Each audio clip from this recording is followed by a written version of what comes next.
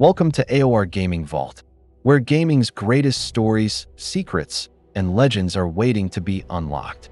Today, we're uncovering the extraordinary true story that inspired Assassin's Creed. Long before players ever stepped into the Animus, there existed a secret order unlike anything the medieval world had ever seen. Hidden high in the mountains of medieval Persia, they became one of the most feared secret orders of their time. Kings feared them. Crusaders wrote about them. Their legend survived for centuries and would one day inspire one of gaming's greatest franchises. This is the true story behind the Assassin Brotherhood. Let's unlock the vault. How did the medieval world create the perfect conditions for the assassins to emerge? By the end of the 11th century, the Middle East was a land shaped by conflict, ambition, and constant political change. Powerful dynasties competed for influence across the region. The Seljuk Empire dominated much of Persia, while the Fatimid Caliphate ruled from Egypt. Between them stood rival leaders, shifting alliances, and an endless struggle for power. At the same time, Europe was preparing for what would become the First Crusade. Thousands of knights would soon march east, adding another layer of conflict to an already unstable world. In an age where kingdoms rose and fell through war, success wasn't determined by armies alone. Information became a weapon, loyalty became priceless, and a single carefully planned assassination could alter the course of history in ways an army sometimes could not. It was within this dangerous and unpredictable world that one man began shaping an idea that would outlive empires. His name was Hasan-i Sabbah. Born in Persia during the 11th century, Hasan grew up in a world where politics, religion, and power were inseparable.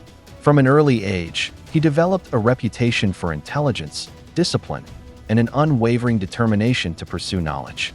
While many leaders relied on wealth or military strength, Hasan understood that ideas could be just as powerful as armies. He became deeply involved in the Isma'ili movement, a branch of Shia Islam that challenged the authority of the ruling Seljuk Empire. As his influence grew, so did the danger surrounding him. Forced to leave familiar lands, Hasan traveled across the region, gathering supporters and spreading his beliefs. But wherever he went, one goal remained constant. He needed a place where his followers could survive, grow, and operate beyond the reach of their enemies. That place would become Alamut. High in the mountains of northern Persia stood a fortress many believed was impossible to capture. Most commanders would have prepared an army. Hasan chose a different path. He did not conquer Alamut through a bloody siege or overwhelming force. Instead, he relied on careful planning, patience, persuasion, and strategy. Over time, he quietly built influence within the fortress until control passed into his hands without the destruction that usually accompanied conquest. It was one of the most remarkable victories of the medieval world. From that moment, everything changed. Alamut would become far more than a mountain fortress. It would become the heart of an organization whose influence would echo through history for centuries to come. How did a single mountain fortress become one of history's most feared strongholds? Perched high within the rugged Alborz Mountains, Alamut was more than a fortress. It was a statement. Surrounded by steep cliffs and commanding views across the valleys below, its natural position made it one of the most defensible locations in medieval Persia. Its name is commonly interpreted as the Eagle's Nest, a fitting description for a fortress that seemed almost untouchable. But Hasan-i Sabbah saw more than stone walls and mountain peaks. He saw opportunity.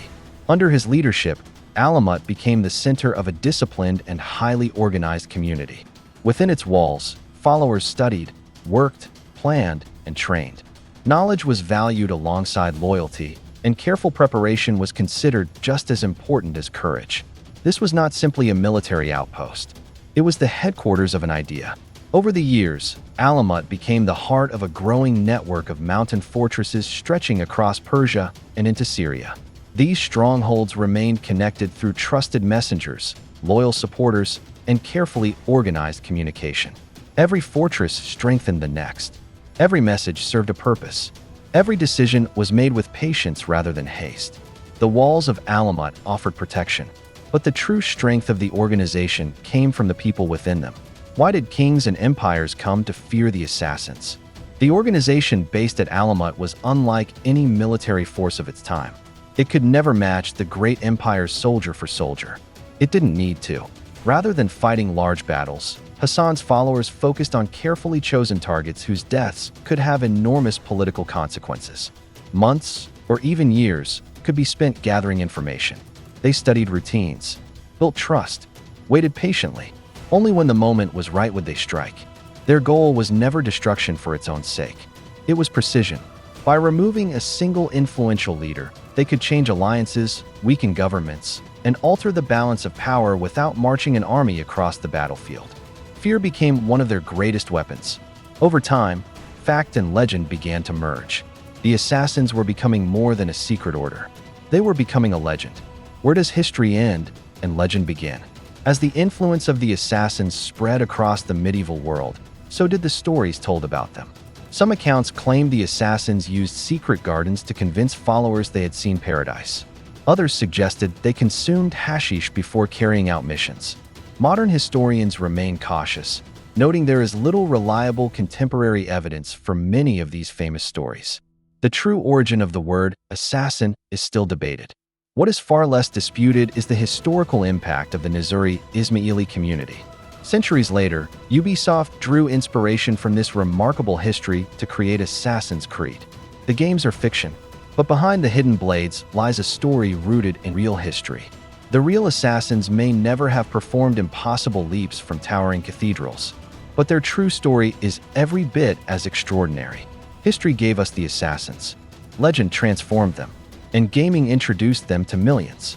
The story of Hasan-i Sabbah and the Fortress of Alamut reminds us that some of gaming's greatest worlds weren't created from imagination alone.